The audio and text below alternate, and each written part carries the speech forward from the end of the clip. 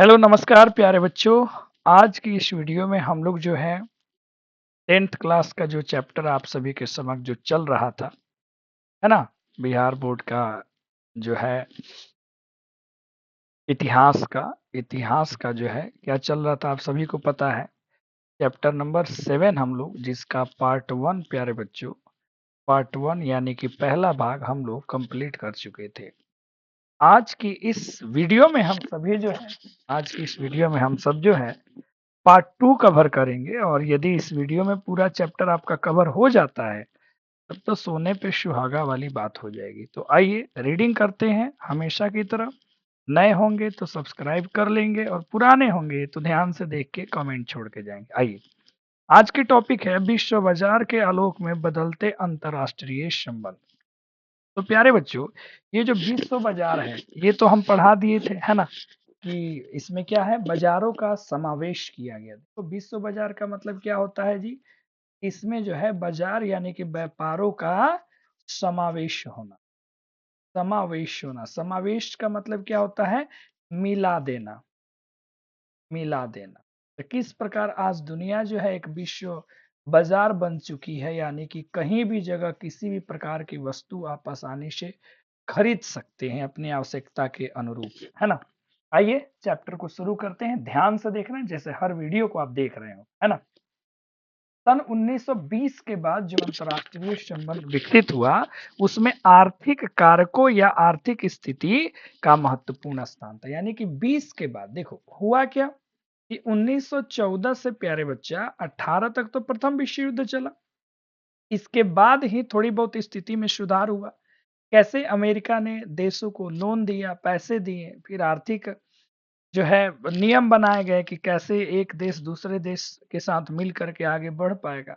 तो 1920 के बाद में जो भी अ, विकास हुआ किसमें? अंतरराष्ट्रीय संबंध में। उसमें मेन कारण था आर्थिक कारण ही था। 29 आर्थिक मंदी का आधार वर्ष माना गया, मानकर 20 से 45 के बीच आर्थिक संबंध को हम दो हिस्सों में बांटेंगे, है ना। एक 1920 से लेके कहां तक चलेंगे हम लोग? 1945 तक जो भी आर्थिक संबंध है उसको दो हिस्सों में बांटेंगे। एक तो 1920 से 29 का सफर जो होगा, यानी कि लगभग आपका आर्थिक मंदी वाली जो बात होगी। इसके बाद आपको द्वितीय विश्व युद्ध आएगा 39 में, और वहां से लेकर के द्वितीय विश्व युद्ध के समाप्ति तक का जो भी संबंध बना देशों के बीच में, हम लोग उसको जो है बड़े ध्यान से क्या करेंगे प्यारे बच्चे, उसको हम लोग अभी सीखने जा रहे हैं। तब आप लोग को भी रिस्पॉन्सिबिलिटी है कि ध्यान से मजे से सारी चीजों को आप समझिए। आइए कहानी को आगे लेके चलते हैं, ठीक है। अब देखिए 1929 तक का काल सामान्यतः कैसा काल रहा? समुत्थान। समुत्थान का मतलब होता है उत्थान का, विकास का समय रहा। प्रथम महायुद्ध के बाद विश्व पर से यूरोप का प्रभाव क्षीण यानी कि कम हो गया। उपनिवेश जो एशिया और अफ्रीका महादेश में थे उस पर उनकी पकड़ बनी रही। लेकिन इसी दौर में अमेरिका, जापान, सोवियत संघ यानी कि रूस, तीन देश आगे एक बड़ी शक्ति के रूप में सामने आए। संयुक्त राज्य अमेरिका में युद्ध जो है के तुरंत बाद 2 वर्ष का आर्थिक काल वहां पे चला, आर्थिक संकट चला। यह संकट मांग में कमी के कारण उत्पन्न हुआ। 2 वर्षों में 1 लाख से ज्यादा लोग बेरोजगार हुए। श्रमिक हड़ताल का सिलसिला चला। 22 के बाद कुछ स्थिति बदली, वहां तकनीकी उन्नति के आधार पर औद्योगिक विस्तार हुआ। इसका प्रमाण है 28-29 में 50 लाख कार बेचे गए अमेरिका में। इसी विकास का एक नकारात्मक परिणाम भी अमेरिका में देखने को मिला। क्या? तो देश की आर्थिक शक्ति और सत्ता कुछ हाथों में और कंपनियों के पास धीरे धीरे चली गई। सोवियत रूस और जापान, इन दो देशों ने भी 1920 से लेकर 29 के बीच आर्थिक क्षेत्र में बहुत प्रगति हुआ। रूस अपनी नई आर्थिक व्यवस्था को विश्व स्तर पर प्रसारित करने की कोशिश उभरा। तो उधर में जापान अपनी आर्थिक प्रगति को बनाए रखने के लिए साम्राज्यवादी महत्वाकांक्षा को आक्रमण रूप दिया, जिसका शिकार क्या हुआ? चीन हुआ। इस समय भारत और अन्य औपनिवेशिक देशों में राष्ट्रीय चेतना का प्रसार भी धीरे धीरे हो रहा था, यानी कि राष्ट्रवाद की भावना का भी उदय हो रहा था। कहाँ? वो उपनिवेशिक देश जिसमें भारत है और अन्य भी जो देश थे, जहां ब्रिटेन जो है या कोई और देश किसी और देश को अपना उपनिवेश बनाते, उसमें राष्ट्रीय चेतना, राष्ट्रीय भावना, राष्ट्रवादी भावना का विस्तार हुआ। क्योंकि महायुद्ध के बाद उन्हें आर्थिक संकटों का सामना करना पड़ा, तभी वैसे उपनिवेश को। दूसरा, उस समय शासक देशों द्वारा किया गया स्वराज का वादा भी पूरा नहीं हो पाया। जो भी शासक देश था वो सब क्या बोला था, प्रथम विश्व युद्ध के बाद हम आपको आजाद कर देंगे, तो चैप्टर नंबर 4 में आप पढ़े। अच्छा, यहाँ पे प्यारा बच्चा एक डील आता है, एक शब्द आता है न्यू डील, इसको आप लिख लेना। जन कल्याण की एक बड़ी योजना से संबंधित नीति जिसमें आर्थिक क्षेत्र के अलावा राजनीतिक और प्रशासनिक नीतियों को भी नियमित किया गया, इसे न्यू डील कहा गया। आगे बढ़ते हैं। 1929 के बाद जो अंतरराष्ट्रीय संबंध विकसित हुआ, उसका एकमात्र उद्देश्य था आर्थिक मंदी के प्रभाव को कम करना या समाप्त कर देना। इस महामंदी की शुरुआत कहां से हुई? अमेरिका से हुई। इस बात को आप टिक कर लेना और इसको VVI लिख लेना। आर्थिक मंदी की शुरुआत कहां से हुई? अमेरिका से प्रारंभ हुआ, जो कब तक चला? 33 तक चला। तो अमेरिका राजनीतिक में फ्रैंकल डी रूजवेल्ट, ये उस समय वहां राजनीति में राष्ट्रपति बने 1932 में। इन्होंने ही न्यू व्यवस्था, न्यू डील नामक नई आर्थिक नीतियों में अमेरिका में क्या किया? लागू किया। तो ये भी पूछता है कि नई आर्थिक नीति न्यू डील किनकी थी? रूजवेल्ट जो अमेरिका के उस समय क्या बने थे? राष्ट्रपति बने थे। कब बने थे? 1932 में। जल कल्याण एक व्यापक योजना शुरू हुआ। मुख्य उद्देश्य था कृषि और उद्योग में बैलेंस, संतुलन बनाना, साथ ही मानव समाज और स्वाधीनता को भी सुरक्षित रखना। जल कल्याण के तहत रेल मार्ग, सड़क मार्ग, पुल मार्ग, स्थानीय विकास के कार्य के लिए ऋण दिया गया ताकि व्यवसाय पनप सके और रोजगार भी लोगों को मिल सके। औद्योगिक क्षेत्र में व्यापार और उत्पादन का नियमन, मजदूरी में वृद्धि, घंटों को तय किया गया कौन कितना देर काम करेगा। मूल्यों के वृद्धि में जो दाम बढ़ गए थे, मूल्य जो बढ़ गए थे उसको कम किया गया। कृषि क्षेत्र में किसानों की क्रय शक्ति और सामान्य आर्थिक स्थिति को युद्ध से पहले, युद्ध के पूर्व के स्तर तक ले जाने का क्या हुआ? प्रयास। मतलब पूरा भरपूर प्रयास किया गया न्यू डील व्यवस्था के तहत कि किसी भी तरीके से जो है अमेरिका में आर्थिक स्थिति को क्या किया जाए? मजबूती प्रदान किया जाए। ये सारा कुछ किया गया।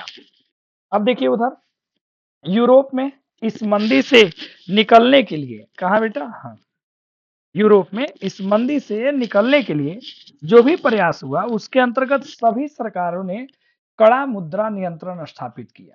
कृषि प्रधान पूर्वी यूरोपीय देश, जैसे कुछ देश का नाम यहाँ पे देख लो। कौन कौन देश है? Bulgaria, Hungary, Romania, Czechoslovakia, Serbia, British Commonwealth, ये भी देश था जो ब्रिटिश सरकार से अलग एक देश का संघ बना था। इस सब 32 में ओटोवा समझौता कर अपने आयात निर्यात को संतुलित किया गया। तो याद रखना 32 में एक और समझौता दिया जिसका नाम है ओटोवा, ओटावा समझौता किया गया। नॉर्वे, स्वीडन जैसे देश ने ओस्लो गुट बनाया, इससे व्यवस्था किया। 32 में लोजान सम्मेलन हुआ, ये भी याद रखना है हमको। जर्मनी के क्षतिपूर्ति राशि को कम किया गया ताकि व्यापार बढ़े। इसी समय फ्रांस के जो विदेश मंत्री कौन बने थे? ब्रिया ने पहली बार यूरोप में आर्थिक संघ बनाने का सुझाव दिया, जो सफल नहीं हुआ। राष्ट्र संघ के स्तर पर संकट को हल करने के लिए 33 में लंदन में एक सम्मेलन हुआ जिसमें 67 देश आए थे। इसमें मुद्रा स्थिरता लाने और अंतर्राष्ट्रीय व्यापार में कैसे संरक्षणवाद की नीति को अंत कर परस्पर व्यापार और सहयोग की नीति अपनाने की बात कही गई, जिसका सभी देशों ने समर्थन तो किया, लेकिन तत्कालीन राजनीतिक स्थिति में यह सफल नहीं हुआ। मतलब यहां समझ रहे हो, जितना भी देश था वो सब प्रयास कर रहा था कि कैसे आर्थिक मंदी से हमको सुरक्षा मिले, निजात हम पाले। इसलिए अलग अलग देश जो है अलग अलग प्रयास कर रहे थे। एक दो देश आपस में मिल रहे थे, संघ बना रहे थे ताकि उससे बचा जा सके। अधिनायकवाद यहाँ पे टॉपिक याद रखना। वैसी राजनीतिक प्रशासनिक व्यवस्था जिसमें एक व्यक्ति के हाथ सारी शक्ति केंद्रित हो जाए, वो व्यक्ति परिस्थितियों का लाभ उठाकर जनता के बीच नायक की छवि बनाए, उसे क्या कहेंगे? अधिनायक।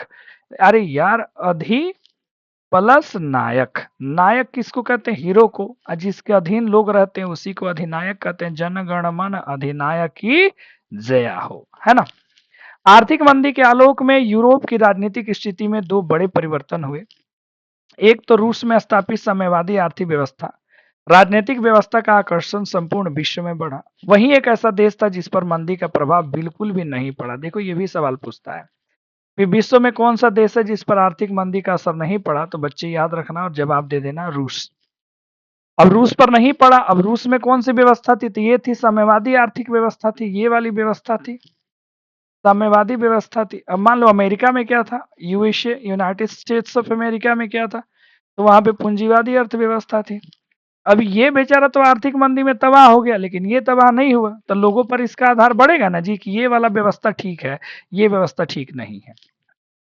इटली, जर्मनी में अधिनायकवादी शासन प्रणाली का भी उत्कर्ष हुआ। विश्व के सभी देश आर्थिक मंदी से निपटने में ऐसे उलझ गए कि उन दो देशों में उभरने वाली, कहा इटली और जर्मनी में उभरने वाली जो भी राजनीतिक प्रवृत्ति को ना देख पाए और ना समझ पाए। इटली, जर्मनी में लोकतंत्र की विफलता, अधिनायकवादी और तनशाही तंत्र का उदय यूरोप के कई और देशों को अपने लपेट में ले लिया। स्पेन, ऑस्ट्रिया, यूनान। यूरोप में आर्थिक मंदी के बाद उदित होने वाले राजनीतिक व्यवस्था अपनी नीतियों से द्वितीय महायुद्ध में अवश्य संभावी बना दिया। समझ रहे हो? अब ये समझ गए कहां से कहां तक है, 1920 से लेकर के, ठीक है। आगे की बात है, अब हम लोग जाएंगे 1950 तक। वो हम पहले ही बोल दिए थे कि 1939 तक हो जाएगा, द्वितीय विश्व यही शुरू हुआ, यानी कि उसमें आर्थिक मंदी बस बता दिया गया 33 तक। अब आइए 39 से 45 विश्व युद्ध हो गया। उसके बाद 50 आया, 50 के बाद क्या परिवर्तन हुआ, द्वितीय विश्व समाप्त हुआ। कब समाप्त हुआ, 1945। देखो हुआ क्या ना, सारा देश जो था अपनी आर्थिक स्थिति को पूरा करने में था, लेकिन जर्मनी और इटली, इटली के थे मुसोलिनी साहब, जर्मनी के थे हिटलर साहब, उनके और जर्मनी जो है बहुत बढ़िया से टूटा बिखरा था, तो उनके मन में तो बदले की आग जल रही थी, तो उन्हीं सब के कारण द्वितीय विश्व युद्ध हो गया। अच्छा, उस पर किसी का ध्यान ही नहीं जा पाया कि ऐसा भी कुछ होगा, लेकिन वो सब करा दिया जिसका ये देखा गया।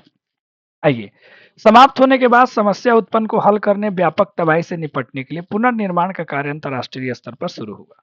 यह प्रयास 45 के याल्टा सम्मेलन, प्यारे बच्चों याद रखना 45 में हुआ याल्टा सम्मेलन, जो अभी कहाँ है, रूस में है, अस्तित्व में आया। संयुक्त राष्ट्र के संघ के तत्वावधान में ये हुआ, यानी कि अमेरिका ही इसको कराया। तत्वावधान मतलब जिसके अधीन कार्य होता है। संयुक्त राष्ट्र संघ ने अपना यह सारा कार्य अपने विभागीय अनसूंगी संस्था, जैसे यूएसए का है ना जी, बहुत सारा संस्था, यूनेस्को, विश्व डब्ल्यू माने वर्ल्ड ट्रेड और world health organization, international labour organization, अंतर्राष्ट्रीय, यानी इन्हीं के माध्यम से सब पूरा करा। ये सब क्या है, ये सब जो है यूएसए का, यूनाइटेड स्टेट्स ऑफ अमेरिका के सब संघ है। जैसे यूएनओ जानते हैं ना, यूनाइटेड नेशन ऑर्गेनाइजेशन, इसी सब का ये सब हिस्सा है, इसी सब काम कराया गया।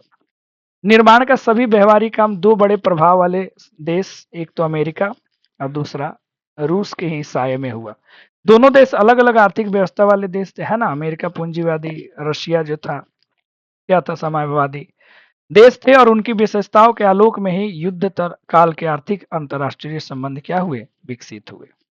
युद्ध के बाद दो महायुद्धों के बीच मिले आर्थिक अनुभवों से सबक लेते हुए तय किया गया कि व्यवस्था जो है कैसी होनी चाहिए, बाजार आधारित व्यवस्था, बिना उपभोग के कायम नहीं होगा। अब लोगों को समझ में आ गया कि भैया व्यवस्था कब चलेगा, समान हो, और इस समान का क्या हो, कोई ना कोई क्या हो, खरीदार हो। केवल सामान रख लेने से नहीं ना चलेगा, यानी कि उपभोग करना पड़ेगा। ये सबको समझ आया। ये सब आर्थिक मंदी से मिला ही लोग को। दूसरी बात ये थी कि अर्थव्यवस्था की रीढ़ रोजगार के लक्ष्य तभी हासिल कर सकते हैं जब सरकार के पास वस्तु, पूंजी, श्रम, आवाजाही को नियंत्रण करने की क्या हो, ताकत हो। पहले क्या था, कोई देश में आता था, व्यापार करके चला जाता था, कोई सिस्टम नहीं था। अब लोगों को समझ में आया कि एक ऐसा सिस्टम भी हमें बना लेना चाहिए। विश्व युद्ध के बाद अंतर्राष्ट्रीय आर्थिक व्यवस्था का मुख्य उद्देश्य ये था कि औद्योगिक विश्व में आर्थिक स्थिरता और पूर्ण रोजगार बनाए रखा जाए। यह भी महसूस किया गया कि इसी आधार पर विश्व शांति भी स्थापित की जा सकती है। उपरोक्त आर्थिक विचार और उद्देश्य पर 44 में अमेरिका स्थित न्यू हैम्पशायर में ब्रिटेन वुड्स नामक स्थान पर संयुक्त राष्ट्र मौद्रिक और वित्तीय सम्मेलन हुआ। ये कभी कभी हम लोगों से पूछता है बाबू, ब्रिटेन वुड्स में कब सम्मेलन हुआ, 1944 में। ये वाली बात मत भूलिएगा, ये मोस्ट भी आई है। ये पूछ देता है ना। जिसमें एक सहमति बनी, जिसके बाद अंतर्राष्ट्रीय मुद्रा कोष, जिसको हम बोलते हैं आईएमएफ की क्या की गई, अंतर्राष्ट्रीय स्थापना की गई। युद्ध के बाद पुनर्निर्माण के लिए पैसे का इंतजाम कहाँ से हो, इसके लिए बनाया गया विकास बैंक या विश्व बैंक गठन किया गया। दो संस्थाओं को हम जुड़वा संस्थान के भी नाम से जानते हैं, ये भी बहुत बार पूछता है कौन कौन, एक अंतर्राष्ट्रीय मुद्रा कोष और दूसरा विश्व बैंक, ये दोनों को जुड़वा संस्थान के नाम से जाना। एक बनाया गया जहाँ से मुद्रा वगैरह की काम की जाएगी, और एक बनाया गया अगर किसी देश को लोन वगैरह चाहिए तो कहाँ से, विश्व बैंक से लेगा। अच्छा, दोनों संस्था 1947 में काम करना शुरू किया, यानी कि दोनों का निर्माण कब हुआ, 1947 में। संयुक्त राज्य अमेरिका का प्रभाव कायम रहा है और आज भी अपने अंतर्राष्ट्रीय आर्थिक नीतियों को, संबंधों को निर्धारित करने में अमेरिका इसी का भरपूर इस्तेमाल करता है। यानी कि ये संस्था बना लेकिन ये देख रेख कौन करता है, अमेरिका। अब आइए प्यारे बच्चों, अब पढ़ेंगे 45 से लेकर के 1960 के बीच में कैसे कैसे क्या बने, संबंध बने। 45 से 60, अच्छा इसे सवाल भी पूछता है कि 45 से 60 के बीच कैसा संबंध बना, तो देख ही लिए आप। 45 के बाद ये सारे संस्थाओं का निर्माण हुआ ताकि अंतर्राष्ट्रीय स्तर पर व्यापार हो सके, फिर भी अपना काम है समझ लेना। 60 के बीच विकसित होने वाले अंतर्राष्ट्रीय संबंधों को 3 क्षेत्रों में विभाजित करके हम देखेंगे। एक तो 45 के बाद विश्व में 2 अलग अलग अर्थव्यवस्था का प्रभाव पड़ा, दोनों ने विश्व स्तर पर अपने प्रभाव और नीतियों को बढ़ाने का प्रयास किया। इसी स्थिति से विश्व में एक नई आर्थिक और राजनीतिक प्रतिस्पर्धा, प्रतिस्पर्धा मतलब कंपटीशन पैदा हुआ।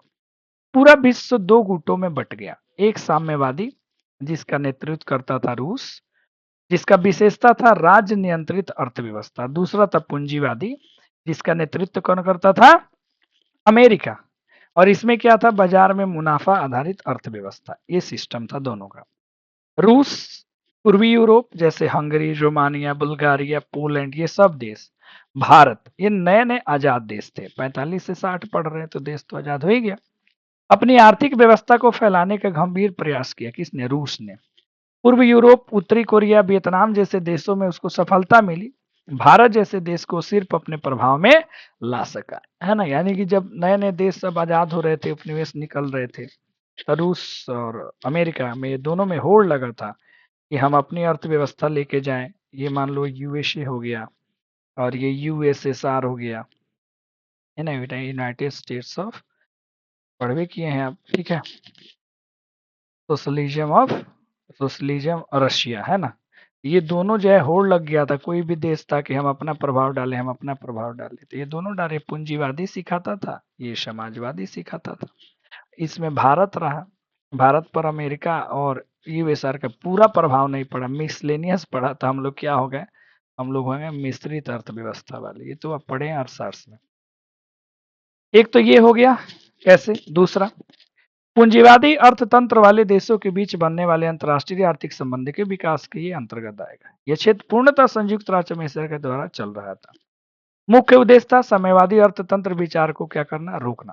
संयुक्त राज्य अमेरिका ने विश्व के 2 क्षेत्र, दक्षिण अमेरिका और मध्य और पश्चिम एशिया के तेल जितने भी उत्पादन देश थे, जहां से तेल आता था, Iraq, Iran, Saudi Arabia, Jordan, Yemen, Syria, Lebanon, वहां अपनी नीति को थोपने का काम किया। क्यों, चूंकि उसको पता था कि सब जगह से तेल आएगा, तेल से ही फैक्ट्री चलेगा, फिर उत्पादन होगा तो हम कमाएंगे। अमेरिका अपनी खुफिया संस्था जिसका नाम है सीआईए, इसी के माध्यम से सैनिक शक्ति का इस्तेमाल की हद तक जाकर यहाँ अपना प्रभाव स्थापित किया। पश्चिम मध्य एशिया के देशों पर अपने प्रभाव को अरब बहुल आबादी वाले फिलिस्तीन क्षेत्र में एक नए यहूदी राष्ट्र इजराइल को स्थापित करवाया। बताओ, अभी आप देखे थे ना इजराइल फिलिस्तीन में कितना युद्ध चला। ये देखो, सबका कारण है अमेरिका, अपने लाभ के लिए वो जो ना कर दे, ये बनाया है अमेरिका, समझ रहे हैं ना। आज देखो युद्ध हुआ तो अमेरिका जो है इसके विरोध में चला गया। अमेरिका जानता था कि बाजार आधारित अर्थव्यवस्था आधुनिक रूप से उसका रीढ़ क्या है, तेल और गैस है, जिसकी कमी उसके सहयोगी अधिकांश पूंजीवादी अर्थव्यवस्था वाले देशों में था। हर हाल में इस पर वो अपना प्रत्यक्ष प्रभाव चाहता था। वर्तमान में इस क्षेत्र के अधिकांश देशों में संपदा का दोहन उसकी और उसके सहयोगी राष्ट्र कंपनियों द्वारा ही हो रहा है। एक बात और है कि अमेरिका के अमेरिका के उन क्षेत्रों पर स्थापित उस अर्थव्यवस्था में वहां अपनी राजनीतिक प्रशासनिक व्यवस्था का भी एक बड़ा क्या है योगदान है अमेरिका का। सभी देशों में शासन का स्वरूप राजशाही या तानाशाही सैनिकवाद का है, जिसमें जनता की आवाज को सुना नहीं जाता। ये सब यमन ओमन जो अभी देश आप देखे हैं वो सब। दूसरा बड़ा दूसरा घड़ा अमेरिका के लिए ब्रिटेन, फ्रांस, पश्चिम जर्मनी, बाल्टिकन देश यानी कि स्पेन को कहा जाता है। यहाँ पर भी 45 से 60 के दशक में कई सारे आर्थिक संबंध भी बने। इस क्षेत्र की महत्वपूर्ण विशेषता थी 45 के बाद यह रही कि विश्व की राजनीतिक और क्षेत्र में इन देशों का प्रभाव काफी ज्यादा क्या हो गया, कम हो गया। ये जो देश थे ये भी तो पहले बहुत बड़े बड़े देश थे, उपनिवेश चलाते थे। 45 के बाद इनका भी थोड़ा प्रभाव कम हो गया। 70 तक एशिया और अफ्रीका में स्थापित उनके जितने उपनिवेश थे धीरे धीरे छिन गए। संसाधनों का दोहन करके जो अपना देश चलाते थे वो धीरे धीरे खत्म हो गया। अब ये दूसरे पर निर्भर रहने लगे। इस स्थिति से निपटने के लिए साम्यवादी विचार के प्रसार को रोकने के लिए समन्वयन सहयोग के लिए एक नए युग की शुरुआत किया गया, जिसे एकीकरण या यूरोप की एकीकरण के रूप में हम जानते हैं। इस दिशा में पहला प्रयास 45 के फ्रांस के विदेश मंत्री जिनका नाम था ब्रिया के यूरोपीय संघ के विचार में हम देखते हैं। वास्तविक रूप में इसकी शुरुआत 44 में उभर कर सामने आया, जब नीदरलैंड और बेल्जियम लग्जमबर्ग है ना ने वेनेकल्स नामक संस्था का निर्माण किया। तो ये भी पूछ सकता है वेनेलेक्स संस्था कब बना, 44 में। 48 में ब्रुसेल्स की संधि हुई। ब्रुसेल्स लिखा है, ब्रुसेल्स है, याद रखना है। यूरोपीय आर्थिक सहयोग की प्रक्रिया कोयला और इस्पात स्टील के माध्यम से शुरू हुआ। प्रयासों के बीच पहला बड़ा कदम उठाया गया। 57 में उस साल यूरोपीय आर्थिक समुदाय, यूरोपीय इकोनॉमिक कम्युनिटी और ईईसी की स्थापना हुई। फ्रांस, जर्मनी, बेल्जियम, हॉलैंड ये सारे देश इसमें शामिल हो गए।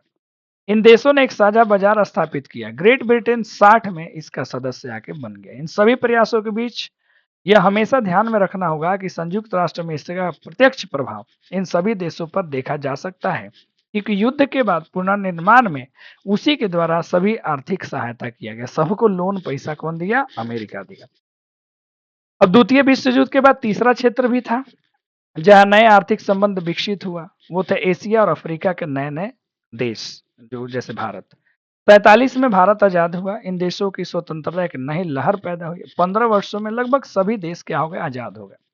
इन देशों पर तत्कालीन विश्व के दोनों महत्वपूर्ण आर्थिक अमेरिका और रूस अपना प्रभाव स्थापित करना चाहते थे। इसी प्रयास में अमेरिका की सहायता विश्व बैंक और अंतर्राष्ट्रीय मुद्रा कोष ने भरपूर रूप से किया। तो रूस का विचार और राजनीतिक शक्ति का इस्तेमाल ज्यादा कर रहा था। ये नए नए जितने भी स्वतंत्र देश थे, लंबे औपनिवेशिक शासन के दौरान आर्थिक रूप से बिल्कुल विपन्न हो गए थे, गरीब हो गए थे। अपनी स्वतंत्रता को बनाए रखने के लिए उन दोनों देशों से आर्थिक और राजनीतिक दोनों प्रकार का इनको सहयोग चाहिए था।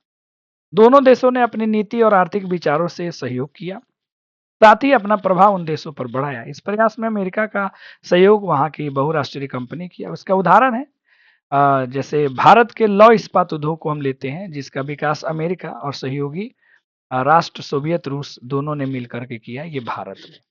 ठीक है, वो इसीलिए भारत की व्यवस्था अर्थव्यवस्था कैसी है, मिश्रित अर्थव्यवस्था। आइए भूमंडलीकरण से अब हम पढ़ेंगे।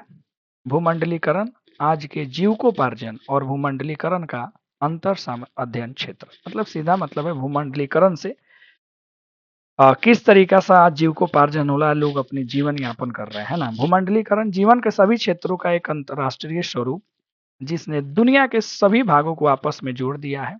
संपूर्ण विश्व आज एक बड़े गांव के रूप में परिवर्तित हो गया। भूमंडलीकरण यानी कि भूमि को आपस में जोड़ देना, ये आपको लगभग वैश्वीकरण जैसा ही है ना। भूमंडलीकरण राजनीतिक, आर्थिक, सामाजिक, वैज्ञानिक और सांस्कृतिक जीवन के विश्वव्यापी समायोजन की एक प्रक्रिया है, जो विश्व के विभिन्न भागों में लोगों को भौतिक व मानव वैज्ञानिक स्तर पर एकीकृत करने का सफल प्रयास करती है।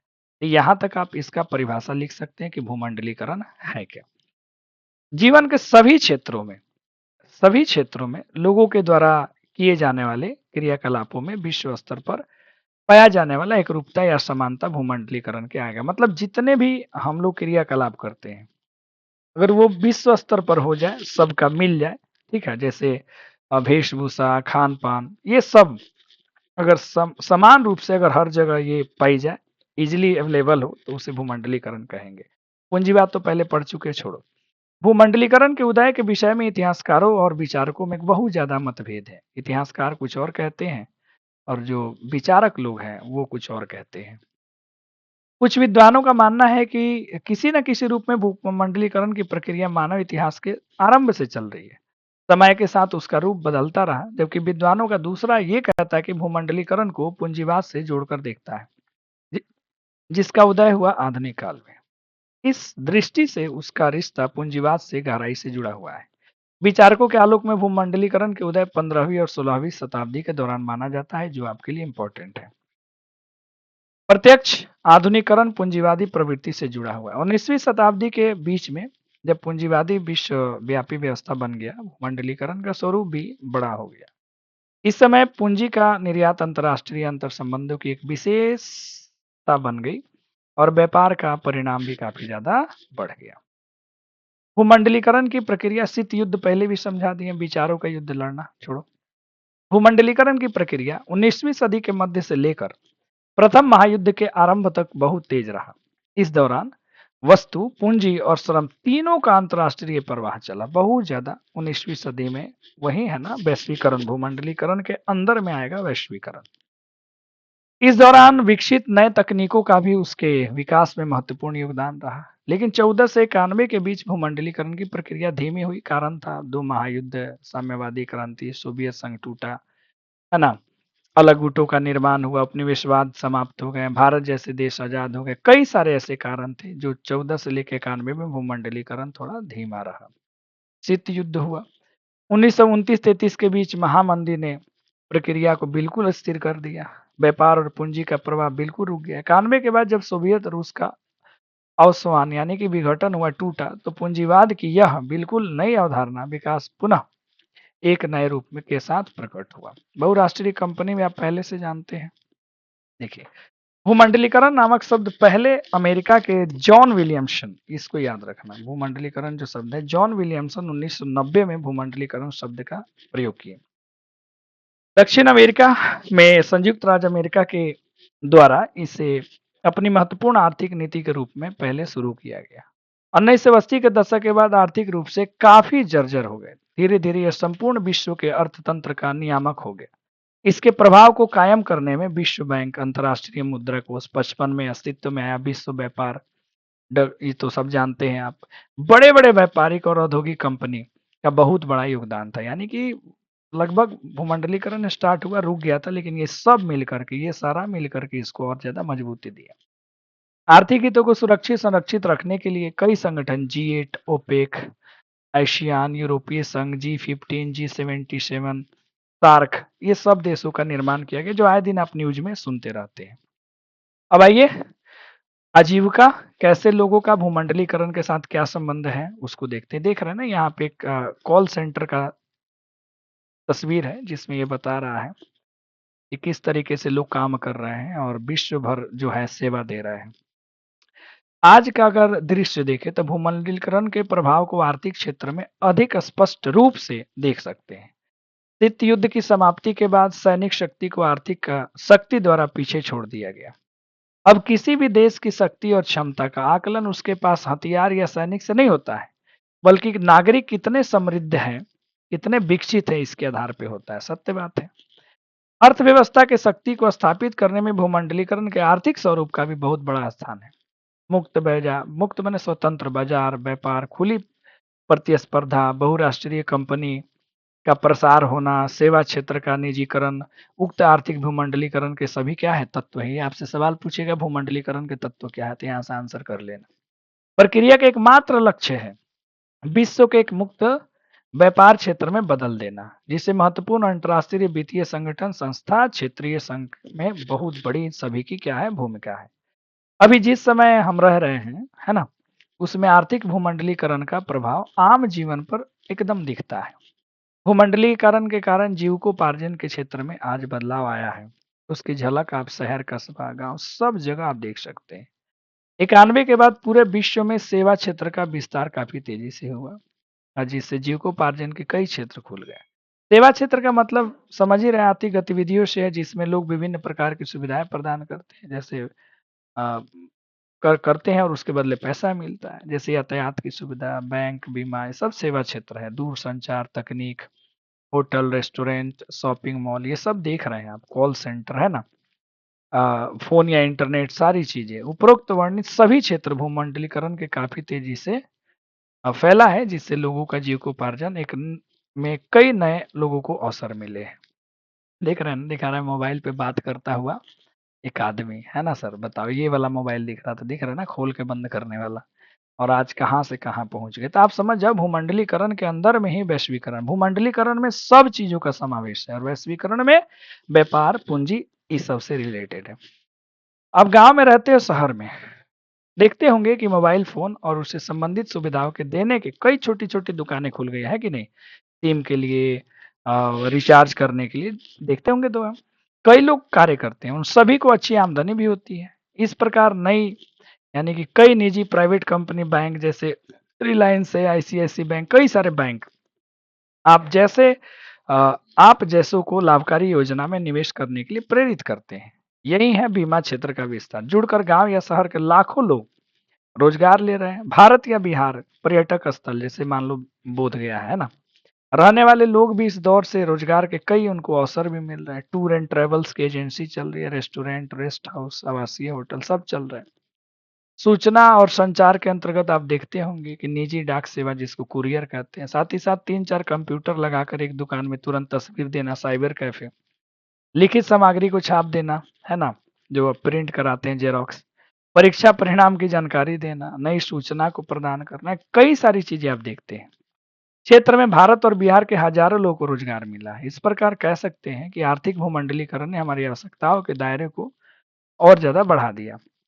पूर्ति हेतु नए नए सेवाओं का उदय हो रहा है, जिससे जुड़कर लाखों लोग अपनी जीविका चला रहे हैं। इस प्रक्रिया ने लोगों के जीवन स्तर को बढ़ाया। वर्तमान दौर में भूमंडलीकरण और जीविकोपार्जन के बीच यही क्या है, संबंध है। इस तरह आधुनिक युग में अर्थव्यवस्था के अंतर्गत विश्व अर्थतंत्र और विश्व बाजार के जिस स्वरूप की चर्चा हम लोग कर रहे हैं, अभी पूरा आर्थिक राजनीतिक जीवन की गहराई से प्रभावित किया। 1900, ये पूरा आपका सारांश हो गया। 19 के बाद विश्वव्यापी अर्थतंत्र में यूरोप के स्थान, अमेरिका और सोवियत रूस का प्रभाव बढ़ा। द्वितीय विश्व युद्ध के बाद विश्व व्यापार राजनीतिक संबंध निर्णायक हो गए। 91 के बाद विश्व व्यापार, विश्व बाजार के अंतर्गत एक नई आर्थिक प्रवृत्ति भूमंडलीकरण का उदय हुआ। निजीकरण, आर्थिकरण, उदारीकरण, जानते हैं आप। भूमंडलीकरण ने पूरे विश्व के अर्थतंत्र का केंद्र बिंदु संयुक्त राज्य अमेरिका बन गया। आज जो डॉलर है, पूरे विश्व की मानक मुद्रा, अंतर्राष्ट्रीय इकाई है। अमेरिका की कंपनी पूरी दुनिया में करती है, उसको अनुमति मिल गई है। भूमंडलीकरण हो, उदारीकरण हो, निजीकरण ने अमेरिका केंद्रित विश्व अर्थव्यवस्था को जन्म दिया। आज विश्व एक ध्रुवीय स्वरूप में बदलकर अमेरिका के आर्थिक नीतियों के हिसाब से चल रहा है। आर्थिक क्षेत्र में भूमंडलीकरण ने अमेरिका के नए आर्थिक साम्राज्यवाद को जन्म दिया, जिसका असर आप पूरे विश्व पे आज देख सकते हैं। आज कोई भी देश अमेरिका के खिलाफ नहीं जा पाता है। तो प्यारे बच्चों, यहाँ पे चैप्टर खत्म हो गया। यहाँ पे इकाई जो है आपका, इकाई है जो 7 है, वो यहाँ पे फाइनली खत्म हो गया। अब इसका जो भी क्वेश्चन आंसर है, आप ऑब्जेक्टिव बना लेना, क्वेश्चन आंसर देखो। हम अगले वीडियो में जो है पूरा आपका क्वेश्चन आंसर भी करा देंगे। तब तक के लिए धन्यवाद। फिर मिलते हैं चैप्टर 8 के साथ। तब तक बने रहें। सब्सक्राइब और शेयर कमेंट करके जरूर बताना, है ना। थोड़ा सा चैप्टर उस टाइप का था कि मैं रीडिंग करके आगे निकल गया, इसलिए ज्यादा टेंशन लेने की बात आपको नहीं है। हिस्ट्री में इंपॉर्टेंट चैप्टर क्या है, मैंने शुरू से ही बताया, 1 से लेकर के 4 तक, वहां महत्वपूर्ण ध्यान देना है। इधर में थोड़ी चीजें हैं जो वीवीआई चीजें हैं, मैं आपको बता दूंगा। जैसे ये क्वेश्चन पूछता है 45-60 वाला, ये गया संबंध, है ना। आर्थिक संकट इसमें पूछता है, विश्व बाजार के स्वरूप, ये सवाल हम टिक टॉक करा देंगे आपसे, ठीक है। तो बने रहिए, फिर मिलते हैं अगली वीडियो में, ठीक है ना। चलो बाय।